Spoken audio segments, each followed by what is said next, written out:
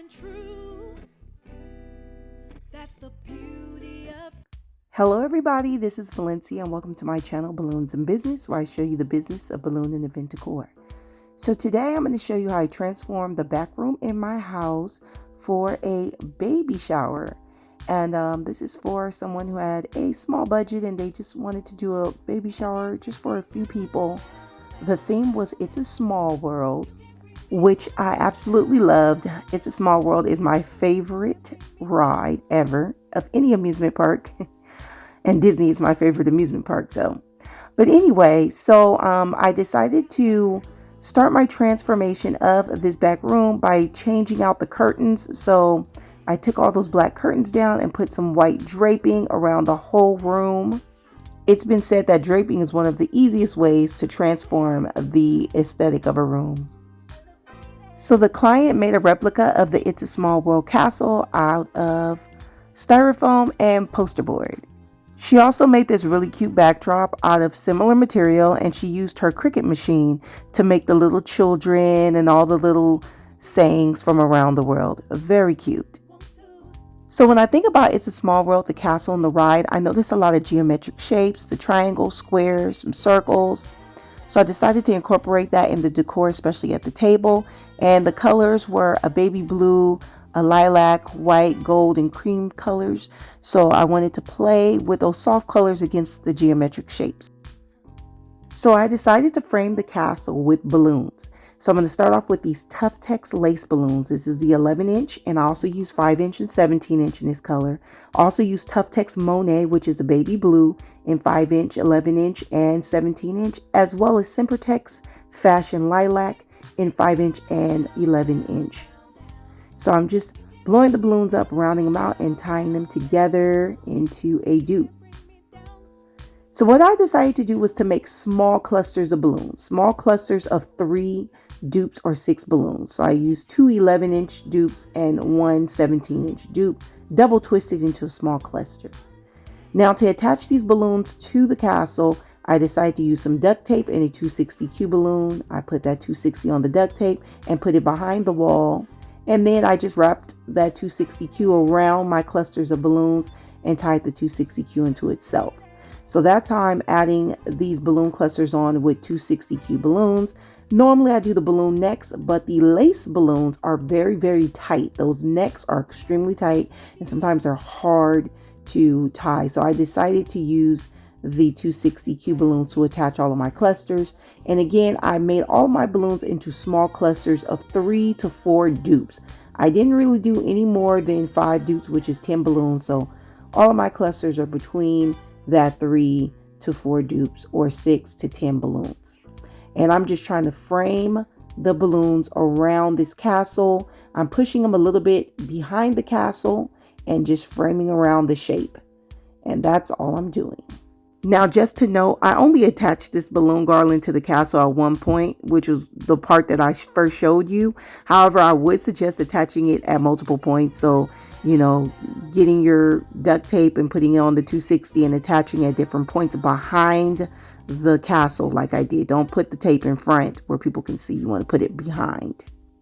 So right now I'm just adding more clusters on to the original base. I'm thickening it up at the very top and on the sides. And I'm also filling in those little gaps in between the castle points right there, those little gaps right there. I'm putting balloons in there, and I'm just trying to even out that top part so that it looks like it's going up then back down again.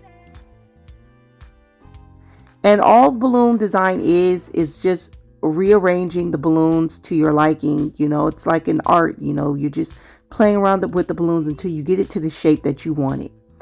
Now I'm adding my 5-inch decorators using a 260Q balloon. I cut the 260s in half to save on material since I had to use so many for this garland. Normally, again, I just tie the necks of the balloons together, the 11-inch and 17-inch balloons, but I couldn't do that because the lace necks were so tight.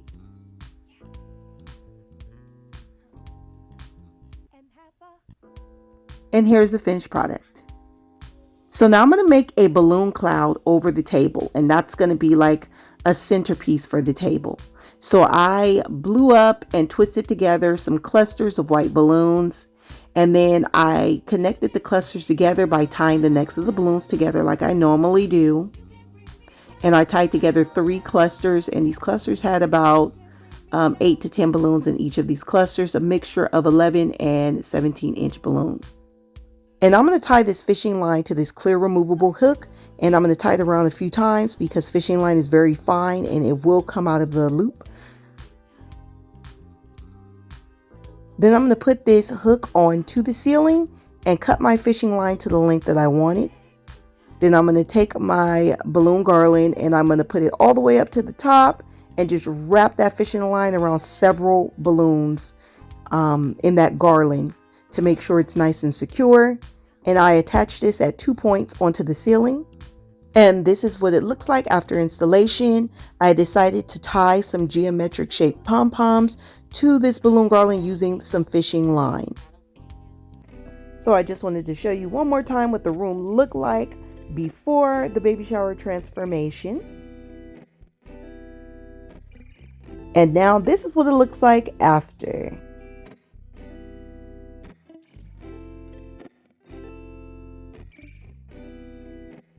As I mentioned before, the draping really transformed the look of the room as well as the uplighting, which helped create the atmosphere to this baby shower. One of the challenges I had was incorporating all of the colors that the client wanted: the baby blue, the lilac, gold, white, and cream. I didn't want one to overpower the other, especially since all of the draping was in white. So I really had to find a way to incorporate the colors in a balanced and soft way. I also wanted to incorporate different aspects of the It's a Small World ride. So I used hot air balloons and flowers, paper fans and pom-poms. I wanted to make it very whimsical, just like the ride. I love how the balloon cloud centerpiece created height and interest to the tablescape. I used the cream tablecloth to offset the white draping. I used the baby blue, lilac, and gold as accent colors that you can see throughout the tablescape in the form of the chargers and the napkins and the candles and flower vases. As mentioned before, I used geometric shapes like triangles and squares, and I did use some circles as well. And even the charger plates are shaped like the sun that you can see in the It's a Small World ride. I decided to use real florals instead of the faux florals that I usually use. All in all, I really like how the tablescape came out, a mixed matching of shapes and colors, just like the mixed matching of cultures from around the world in the It's a Small World ride. As mentioned before, this is the back room of my house and I was working on a small budget. So a lot of the decor was from my own personal inventory as well as using the client's backdrops that they created. Overall, the client loved the look and she felt that it truly embodied the It's a Small World theme. So what do you think about this transformation? Let me know in the comment section below. And I also want to know, what do you think is the greatest factor in having a total room transformation for your event? Is it the draping? Is it the tables? Is it the chairs? Is it the balloons, lighting? Let me know. I want to hear your opinion. And if you enjoyed this video and found it helpful, go ahead on and like it and please subscribe. And you'll get notifications on future videos on balloon and event decor. And until next time, I'll see you guys later.